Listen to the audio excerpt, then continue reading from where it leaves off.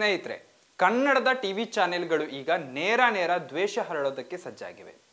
ನಾಸಿರ್ ಸಾಬ್ ಜಿಂದಾಬಾದ್ ಎನ್ನುವುದು ಸದಾ ಪಾಕಿಸ್ತಾನದ ಜಪ ಮಾಡ್ತಾ ಇರುವ ಈ ಚಾನೆಲ್ಗಳಿಗೆ ಪಾಕಿಸ್ತಾನ್ ಜಿಂದಾಬಾದ್ ಅಂತ ಕೇಳಿದೆ.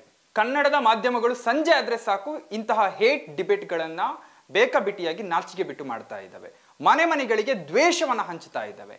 ಕನ್ನಡದ ಬಹುತೇಕ ಪತ್ರಕರ್ತರು, ಮಾಧ್ಯಮಗಳು, ಆಂಕರ್ಗಳು, ಕೋಮುವಾದಿಗಳು ಮತ್ತೆ ಬಿಜೆಪಿಯ ಲ್ಯಾಪ್ ಡಾಗ್ಗಳು, ಈ ನಾಯಿಗಳಿಗೆ ಆಗಾಗ ಬಿಸ್ಕತ್ ಹಾಕ್ತಾ ತಿಂದು ಎಸೆದ ಮೂಳೆಗಳನ್ನ ಹಾಕ್ತಾ ಇದ್ರೆ ಕಾಲಕಾಲಕ್ಕೆ ಅವು ಪ್ರೊಪಗ್ಯಾಂಡದ ಅಜೆಂಡಾಗಳನ್ನ ಹರಡ್ತವೆ.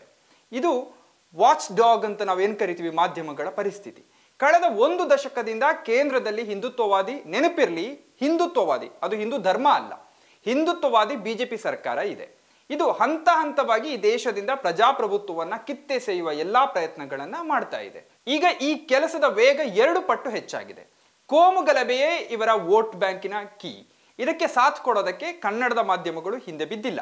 ಹೀಗಾಗಿ ಕನ್ನಡದ ಮಾಧ್ಯಮಗಳು ಸೇರಿದಂತೆ ಸಾರ್ವಜನಿಕವಾಗಿ ಭಾಷಣ ಮಾಡೋರು, ಸಾಮಾಜಿಕ ಜಾಲತಾಣಗಳಲ್ಲಿ ಕೋಮುದ್ವೇಷದ ಪೋಸ್ಟ್ಗಳನ್ನ ಹಾಕೋರು, ಹೇಟ್ ಸ್ಪೀಚ್ ಮಾಡೋರು ಧೈರ್ಯವಾಗಿ ನಾಡಿನಲ್ಲಿ, ದೇಶದಲ್ಲಿ ಆಟ ಆಡ್ತಾ ಇದ್ದಾರೆ. ಕರ್ನಾಟಕದಲ್ಲಂತೂ ಅವರು ತುಂಬಾ ಬಿಂದಾಸ್ ಆಗಿ ಓಡಾಡ್ತಾ ಇದ್ದಾರೆ. ಇದರ ಬಗ್ಗೆ ಕರ್ನಾಟಕ ಸರ್ಕಾರ ಯಾವತ್ತೂ ಗಂಭೀರವಾಗಿ ತೆಗೆದುಕೊಂಡಿಲ್ಲ. ಕ್ಷಮಿಸಿ, ನಮ್ಮ ರಾಜ್ಯದ ಗೃಹ ಸಚಿವರು ಯಾರು ಎಂಬುದೇ ನಾನು ಮರೆತು ಬಿಟ್ಟಿದ್ದೀನಿ. ಇವತ್ತು ಹೇಟ್ ಸ್ಪೀಚ್ ಬಗ್ಗೆ, ದ್ವೇಷಕಾರಿ ಭಾಷಣಗಳ ಬಗ್ಗೆ ಮಾತಾಡ್ತೀನಿ. ನಾನು ಚರಣೈ ವರ್ನಾಡ್. ದೇಶದಲ್ಲಿ ಧಾರ್ಮಿಕ ಅಲ್ಪಸಂಖ್ಯಾತರ ವಿರುದ್ಧ ಮಾಡುವ ದ್ವೇಷಕಾರಿ ಭಾಷಣಗಳ ಬಗ್ಗೆ ವಾಷಿಂಗ್ಟನ್ DC ಮೂಲದ ಗ್ರೂಪ್ ಇಂಡಿಯಾ ಹೇಟ್ ಲ್ಯಾಬ್ ಅಂತ ಒಂದು ವರದಿಯನ್ನ ಮಾಡಿದೆ. 2023ರ ಮೊದಲಾರ್ಧದಲ್ಲಿ, ಅಂದ್ರೆ ಜನವರಿಯಿಂದ ಜೂನ್ ವರೆಗೆ ಇಂತಹ 255 ಘಟನೆಗಳನ್ನ ಇದು ಪಟ್ಟಿ ಮಾಡಿದೆ. ವರ್ಷದ ದ್ವಿತೀಯಾರ್ಧದಲ್ಲಿ ಈ ಸಂಖ್ಯೆ 413ಕ್ಕೆ ಏರಿಕೆ ಆಗಿದೆ. ಅಂದ್ರೆ 6 ತಿಂಗಳಲ್ಲಿ ದ್ವೇಷಕಾರಿ ಭಾಷಣಗಳ ಪ್ರಮಾಣ ಇಡೀ ದೇಶದಲ್ಲಿ 62% ಹೆಚ್ಚಾಗಿದೆ. Hate speech events in India ಎಂಬ ವರದಿ ಆತಂಕಕಾರಿ ಅಂಶಗಳನ್ನು ಹೊರಗೆ ಹಾಕಿದೆ.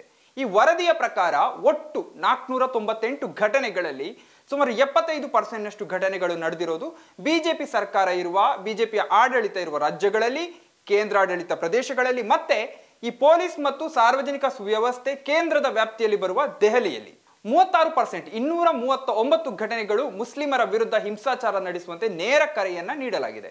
63%, ಅಂದ್ರೆ 420 ಘಟನೆಗಳಲ್ಲಿ ಲವ್ ಜಿಹಾದ್, ಲ್ಯಾಂಡ್ ಜಿಹಾದ್ ಮತ್ತೆ ಜನಸಂಖ್ಯೆ ಜಿಹಾದ್ಗಳ ಬಗ್ಗೆ ಮಾತನಾಡಲಾಗಿದೆ. ಸುಮಾರು 25%, ಅಂದ್ರೆ 169 ದ್ವೇಷಕಾರಿ ಭಾಷಣಗಳು ಇಸ್ಲಾಮಿಕ್ ಆರಾಧನಾ ಕೇಂದ್ರಗಳ ಮೇಲೆ ದಾಳಿ ಮಾಡುವುದಕ್ಕೆ ಕರೆ ನೀಡಿದೆ. ಈ ಜಾಗತಿಕ ಮಟ್ಟದ ವರದಿಯಲ್ಲಿ ಬಿಜೆಪಿ ಆಡಳಿತ ಇರುವ ರಾಜ್ಯಗಳು ಮುಸ್ಲಿಮರ ಆಸ್ತಿಗಳನ್ನ, ಬುಲ್ಡೋಸರ್ಗಳನ್ನ ಬಳಸಿ ನೆಲಸಮ ಮಾಡುವ ಆತಂಕಕಾರಿ ಬೆಳವಣಿಗೆಗಳ ಬಗ್ಗೆ ಕೂಡ ಉಲ್ಲೇಖ ಮಾಡಲಾಗಿದೆ. ಇಲ್ಲೊಂದು ಅಲ್ಲೊಂದು ಮಸೀದಿ ಧ್ವಂಸದ ಘಟನೆಗಳು ಕೂಡ ಈ ದೇಶದಲ್ಲಿ ನಡೆದಿದೆ. ಅನೇಕ ಕಡೆ, ನಮ್ಮ ರಾಜ್ಯವು ಸೇರಿದ ಹಾಗೆ ಅನೇಕ ಕಡೆಗಳಲ್ಲಿ ಮುಸ್ಲಿಂ ವ್ಯಾಪಾರಿಗಳಿಗೆ ಬಹಿಷ್ಕಾರ ಕೂಡ ಹಾಕಲಾಗಿದೆ. ಈ ಹೇಟ್ ಸ್ಪೀಚ್ ನ ತುದಿಯಲ್ಲಿ ಯಾರಿದ್ದಾರೆ? ಭಗವಾನ್ ವಿಷ್ಣುವಿನ ಅವತಾರ ಎಂದೇ ಭಕ್ತರಿಂದ ಕರೆಸಲ್ಪಡುವ ಪ್ರಧಾನಿ ನರೇಂದ್ರ ಮೋದಿ ಅವರು ಇದ್ದಾರೆ. ಇವರು ಅನೇಕ ಬಾರಿ ಅನೇಕ ವಿವಾದಾತ್ಮಕ ಹೇಳಿಕೆಗಳನ್ನ, ಅನ್ಸೈಂಟಿಫಿಕ್ ಹೇಳಿಕೆಗಳನ್ನ ಕೊಟ್ಟಿದ್ದಾರೆ.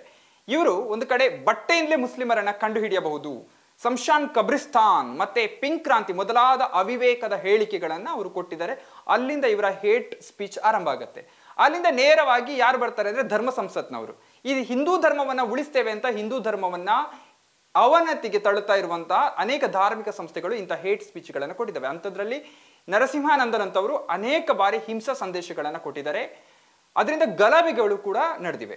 ಇನ್ನು ಸಂಸತ್ ದಾನಿಶ್ ಆಲಿ ಅವರ ಮೇಲೆ ಘನವೆತ್ತ ಸಂಸತ್ತಿನಲ್ಲಿಯೇ ಮುಲ್ಲಾ, ಭಯೋತ್ಪಾದಕ, ದೇಶ ವಿರೋಧಿ, ಪಿಂಪ್, ಕತ್ವಾ ಇಂತಹ ದ್ವೇಷಕಾರಿ ರಮೇಶ್ ಬಿದುರಿ ಅವರ ಪ್ರಕರಣ ಯಾರು ಮರೆಯುವಂತಿಲ್ಲ. ಅವರು ನೇರವಾಗಿ ರಮೇಶ್ ಬಿದುರಿ, ದಾನಿಶ್ ಆಲಿ ಅವರ ಮೇಲೆ, MP ಅವರ ಮೇಲೆ ದಾಳಿಯನ್ನ ಮಾಡ್ತಾರೆ ಸಂಸತ್ನಲ್ಲಿ. ಆದ್ರೆ ಸಂಸತ್ನಲ್ಲಿ ಅವರಿಗೆ ಕ್ಷಮೆ ಕೂಡ ಸಿಗತ್ತೆ. ಬಿದುರಿ ಅವರನ್ನ ಈ ದ್ವೇಷಕಾರಿದ ಭಾಷಣಕ್ಕಾಗಿ ಹೆಚ್ಚುವರಿ ಬಡ್ತಿಯನ್ನ ಕೂಡ ಕೊಡಲಾಯಿತು. ಇನ್ನು ಮುಸ್ಲಿಂ ವಿದ್ಯಾರ್ಥಿಗೆ ಕಪಾಳ ಮೋಕ್ಷ ಮಾಡಿದ ಶಿಕ್ಷಕಿ ತೃಪ್ತಿ ತ್ಯಾಗಿ, ಮುಸ್ಲಿಂ ವಿದ್ಯಾರ್ಥಿಗಳಿಗೆ ನೀವು ನಮ್ಮ ದೇಶದವರಲ್ಲ ಎಂದ ಶಿಕ್ಷಕಿ ಮಂಜುಳಾ ದೇವಿ ಅಂತವರು, ಸಾವಿರಾರು ಶಿಕ್ಷಕರು, ಪ್ರಾಧ್ಯಾಪಕರು ಶಿಕ್ಷಣ ಸಂಸ್ಥೆಗಳಲ್ಲಿ ತುಂಬಿ ಹೋಗಿದ್ದಾರೆ. ಇವತ್ತು ಮಂಗಳೂರಿನ ಶಾಲೆಯೊಂದರಲ್ಲಿ ನಡೆದ ಘಟನೆ ನಮಗೆ ಇನ್ನೂ ನೆನಪಿನಲ್ಲಿದೆ.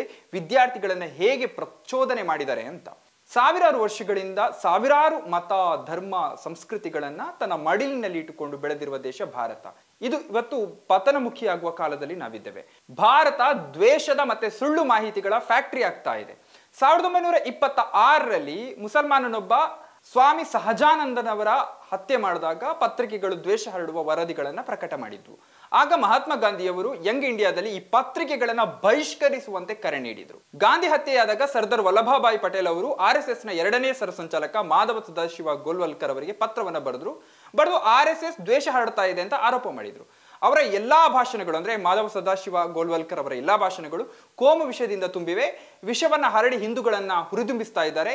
ವಿಷದ ಪರಿಣಾಮವಾಗಿ ದೇಶವು ಗಾಂಧಿಯವರ ಅಮೂಲ್ಯವಾದ ಜೀವನವನ್ನ ತ್ಯಾಗ ಮಾಡಬೇಕಾಯಿತು ಅಂತ ಅವರು ಉಲ್ಲೇಖ ಮಾಡ್ತಾರೆ. ಈಗ ದೇಶ ಹೆಚ್ಚು ಹೆಚ್ಚು ದ್ವೇಷವನ್ನ ಉತ್ಪತ್ತಿ ಮಾಡ್ತಾ ಇದೆ. ದೇಶ ದ್ವೇಷಕಾರಿ ವಿಷಕಾರಿ ಮಾಹಿತಿಗಳ ಕಾರ್ಖಾನೆಯಾಗಿ ಬದಲಾಗ್ತಾ ಇದೆ. ಇತರರನ್ನ ದ್ವೇಷಿಸುವುದು ನಮ್ಮ ಸಂವಿಧಾನದ ಭ್ರಾತೃತ್ವ ಮೌಲ್ಯದ ವಿರುದ್ಧವಾಗಿದೆ. ಇದು ಗಾಂಧಿಯವರು ಆಚರಿಸುವ ಹಿಂದೂ ಧರ್ಮದ ನೈತಿಕ ಮೌಲ್ಯಗಳ ಸಹಿಷ್ಣುತೆಗೆ ವಿರುದ್ಧವಾಗಿದೆ. ಇದು ಸಹಿಷ್ಣು ಮತ್ತೆ ಸಂಸ್ಕೃತಿಯ ಭಾರತಕ್ಕೆ ಕೊಡಲಿ ಏಟನ್ನು ಕೊಡ್ತಾ ಇದೆ. ಕೋಮು ದ್ವೇಷದ ಹಾದಿ ತಪ್ಪಿಸುವ, ಪಾಕಿಸ್ತಾನ್ ಜಿಂದಾಬಾದ್ ಅಂತ ಹೇಳಿಕೆಯನ್ನ ತಿರುಚುವ ಎಲ್ಲವೂ ಕೂಡ ದೇಶ ವಿರೋಧಿ ಚಟುವಟಿಕೆಗಳೇ ಆಗಿವೆ. ಇಂಟರ್ನೆಟ್ ನ ತುಂಬಾ ಇಂತಹ ವಿಷಯಗಳೇ ತುಂಬಿ ಮುಂದಿನ ಪೀಳಿಗೆ ಗೂಗಲ್ ನಲ್ಲಿ ಸರ್ಚ್ ಮಾಡಿದ್ರೆ ತಪ್ಪು ಮಾಹಿತಿಗಳು ಸಿಗುವ ಸಾಧ್ಯತೆಗಳಿದೆ. ಇದು ಪತನಮುಖಿಯಾಗಿರುವ ಜ್ಞಾನ ಭಾರತೀಯ ಸಂಕಷ್ಟದ ಹಾದಿಗಳು.